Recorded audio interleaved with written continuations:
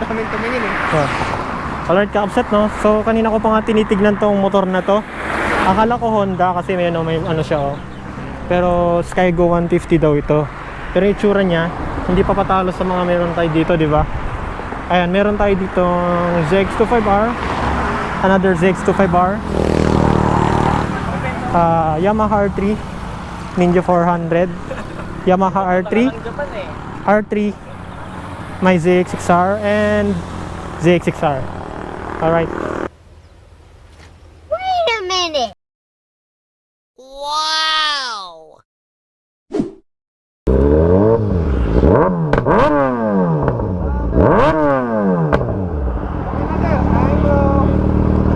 Next natin Mr. Chris Room. Motovlogger din po dyan. So yung gamit niya is 360 din. So sir, pwedeng masound yan? Yes, sir. Pero mag-expect ka, sir, mas mahina to kasi narinig mo na yun eh. Oo. Yun.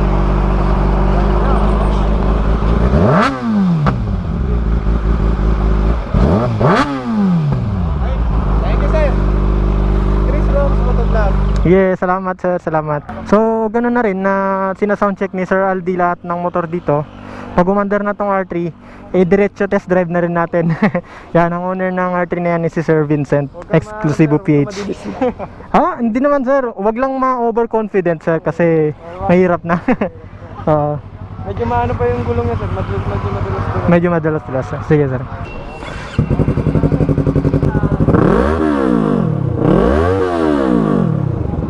Sir, patay na.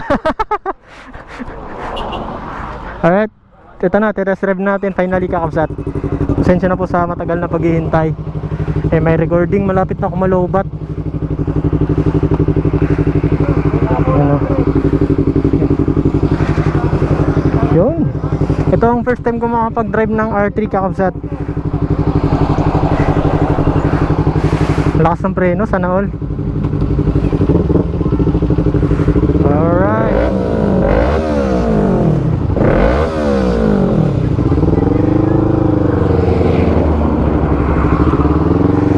Daming sasakyan. Subukan lang naman natin konti.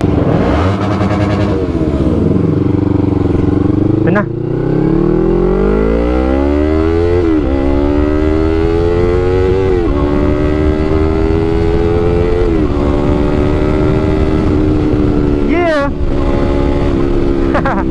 Unang pumasok sa isip ko, masarap pala pag marunong ka na sa mga matataas na sisi ng motor.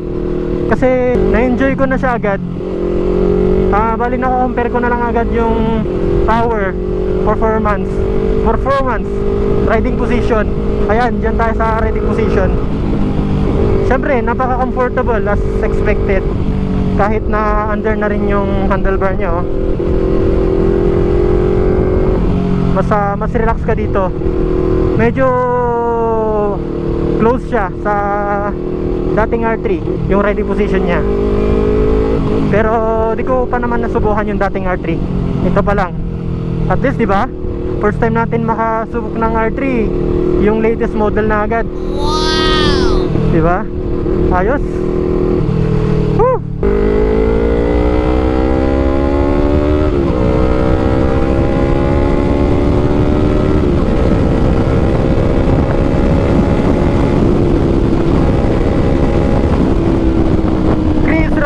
Riding Yamaha R Series. Nasubukan ko na yung R15, nasubukan ko na yung R3. Ito lang, sinusubukan ko siya ngayon.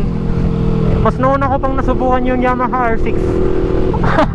R7 na lang at saka R1. Yung R7 medyo malabo pa dito sa Pilipinas eh. R7 at R1 na lang, di ko pa natatry.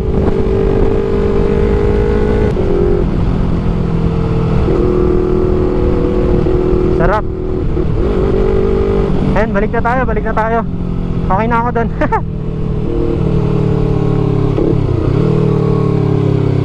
Siyempre, mas madaling iliko ito. Oh, ang laki ng allowance niya sa pagliko, oh.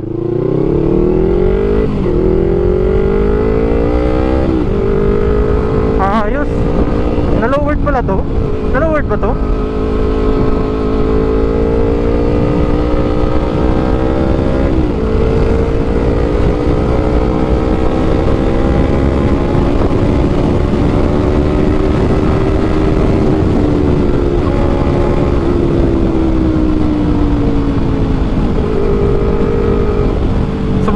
natin yung power niya.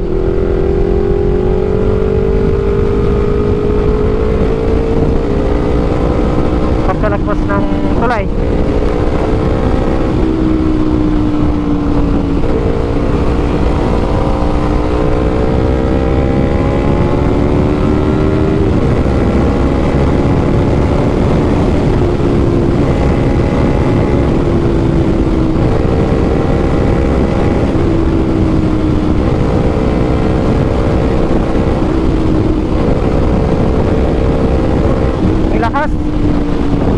Masarap ang R3 sa long rides kasi hindi mo kailangan ng mga 200 plus na takbo sa mga long ride eh. Masarap to, sarap gamitin to, and mas matipid siya sa gas kaysa sa ZX6R. Bukod sa maganda yung riding position, sa mga ayaw ng mga nakakangawit na motor, maganda itong R3.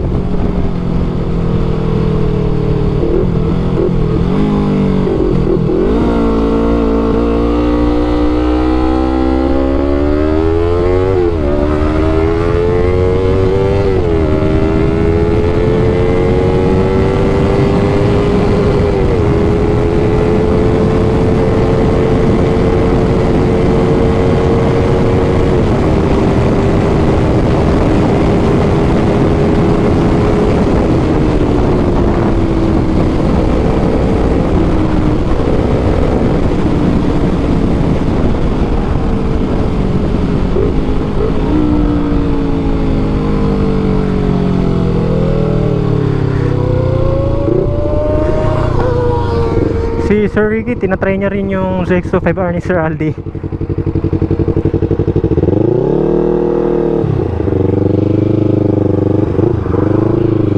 Oh, nagsusubukan na ng motor. Si Motoyorski oh. Saan kayo pupunta yun?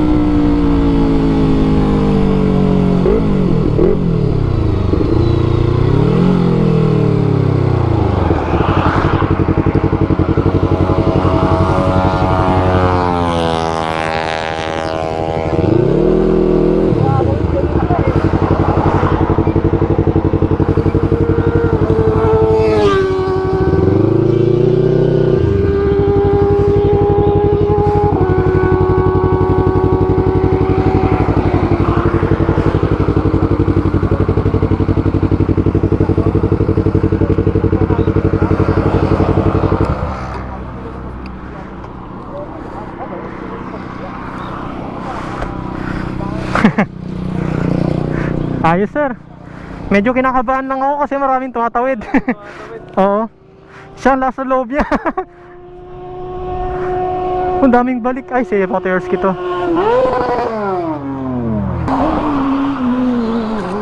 Oh. Oh, oh.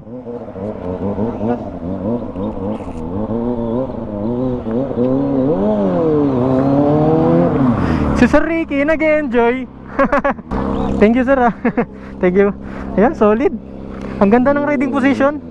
Ang ganda sir, comfortable. Oo. Hindi naman matagtag sa'yo, sir. Sir? Hindi naman matagtag sa'yo, sir. Medyo sir, banda dun. Medyo matagtag. Sumasakit ganito ko. Ay ganun. Sa katagalan siguro, pero okay pa naman sa akin ngayon sir. Yun lang manaramdam ko sa banda dun. Sa lalo sa ganun sa no, may handlebar mo. Oh sir, mahalon kasi yung kalsada dun. Yun no, sarap sa pakiramdam. Nakapag-test drive na naman tayo ng ibang motor. Test drive ni Sir Ramil yung motor niya. Sabi ko nga eh. Pakapsat, meron tayong mga dumating dito na riders din. Ikaw yung owner ng R3 sir. Ayan, yung Yamaha R3 na blue. And yung MTO 9C. Siya ba yun? Sir, yung naka-MTO. Taga-saan po kayo sir? Pangasinan. Pangasinan din sir. Ako pala yung dayo dito sir. Invite lang din nila ako eh. Soundcheck. Spider oh. Spider.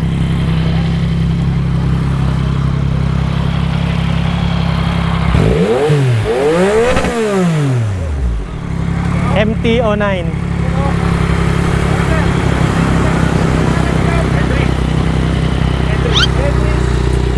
Yeah, boy. Ay, kakapsa to, Show X40, no? X40, no?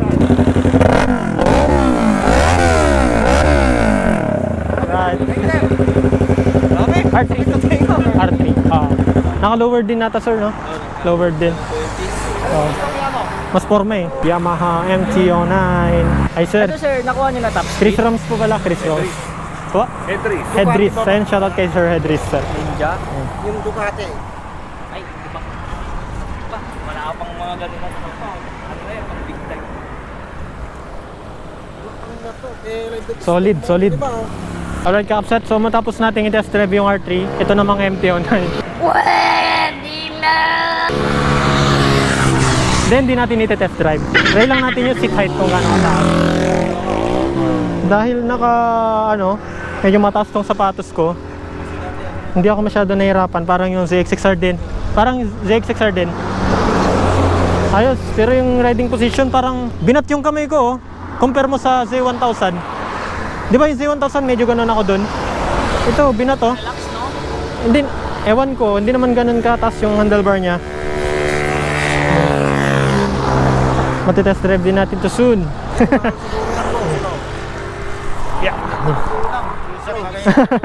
Helmet tsaka Bagay dyan, oh. Oo, kakulay pa niya, oh. Papapicture ako. Halo-halo tayo dito. Kanila, ante. Shoutout sa riding jersey ng Ingesign. Napakalupit. Ayun, oh. Ingesign, shoutout. Oh. Diba? Ayan, shoutout sa Ingesign. Ito yung likod niya. Right. Napakita ko naman na, pero gusto ko salit sa vlog. Right. Thank you kay Sir Aldi. Yan, oh. Aldi Motovlog, shoutout. Subscribe po kayo, kakapsat. Yeah. Halo. Balang araw matitest din natin tong MT-09. As of now, meron na tayo ditong 1, 2, 3, 4, 5, 6, 7, 8, 9, 10. 10 na kami dito, kakapsat. Right. Sir Kenneth, asan ka na? Wala yung Z900 natin ngayon. Mayroong MT-09 dito, oh. Wala yung Z9 natin ngayon. Right, kakapsat. Malapit na tayong umuwi. Mamaya konti. Uwi na rin.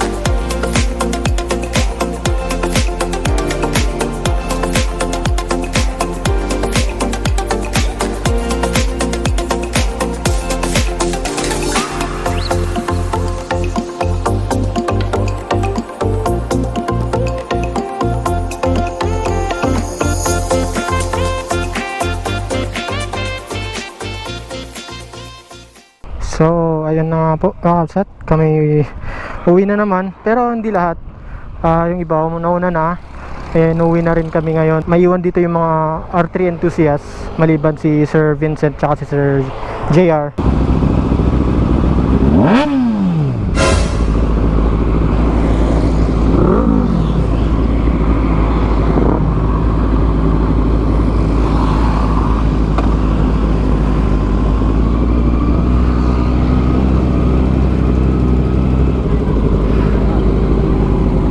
Sir, uwi na kami, sir.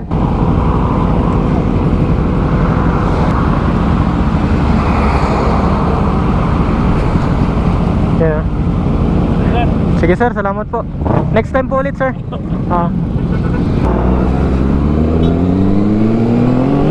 Okay po, so ganun na, Hapsat.